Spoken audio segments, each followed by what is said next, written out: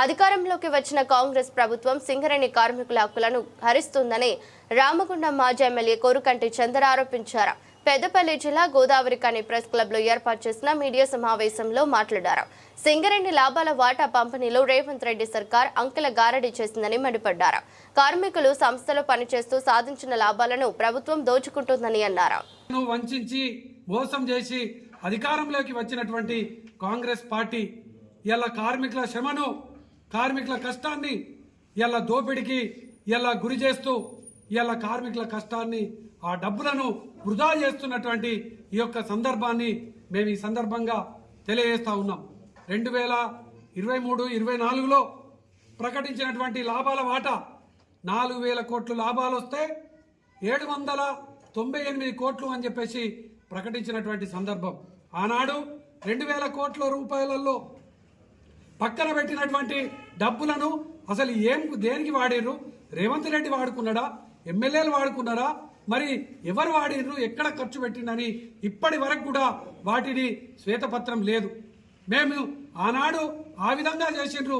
ఈరోజు 6,000 కోట్ల రూపాయలు లాభం వస్తే ఇందులో నుండి 819 కోట్లు మాత్రమే ఇలా ప్రకటించారు. 4,000 కోట్ల రూపాయలను 34% లాభాల వాటా అని చెప్పి ఇలా 4,000 కోట్ల రూపాయలను పక్కన పెట్టారు. మరి ఈ 4,000 కోట్ల రూపాయలు మరి రేవంత్ రెడ్డి తీసుకుంటాడా? మంత్రులు తీసుకుంటున్నారా? ఎమ్మెల్యేలకు పంచుతున్నారా? మరి కార్మికుల శ్రమను దోపిడీ ఈ విధంగా పంచుకోవడాన్ని ఇలా బీఆర్ఎస్ పార్టీ తీవ్రంగా ఖండిస్తా ఉన్నది. దీని మీద సరైనటువంటి విధంగా ప్రకటించాలి.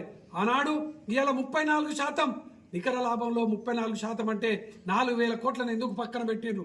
4,000 కోట్ల రూపాయలు కార్మికులు కష్టపడి వచ్చినటువంటి లాభం కాదా? వాళ్లకు 34% తప్పకుండా లాభాలను ప్రకటించాలని కూడా ఇలా బీఆర్ఎస్ పార్టీ డిమాండ్ చేస్తా ఉన్నది. కార్మిక వర్గం అంతా కూడా ఇలా ప్రతి అడుగడుగున ఈ యొక్క కాంగ్రెస్ ప్రభుత్వాన్ని అడ్డుకుంటున్నది. ఈ యొక్క సందర్భంగా కార్మిక లోకానికి బీఆర్ఎస్ పార్టీ ఆనాడు మీకు అండగా ఉన్నది, రేపటి కాలంలో మీకు అండగా ఉంటుంది. రేపు బీఆర్ఎస్ పార్టీ హయాంలో ఈ యొక్క కాంగ్రెస్ పార్టీని నిలదీసి తప్పకుండా మనం అందరం కూడా కొట్లాడేటువంటి రీతిలో కార్యాచరణ తీసుకుందామని సందర్భంగా తెలియజేస్తూ ఈ యొక్క ఎమ్మెల్యేలను నిలదీయండి. ఈ యొక్క ఎమ్మెల్యేలు చేసేటువంటి ఈ యొక్క డబ్బులను వృధా చేస్తున్నటువంటి ఈ యొక్క ప్రభుత్వాన్ని నిలదీయండి అని చెప్పేసి ఈ సందర్భంగా నేను కార్మిక వర్గానికి కోరుతా ఉన్నాను.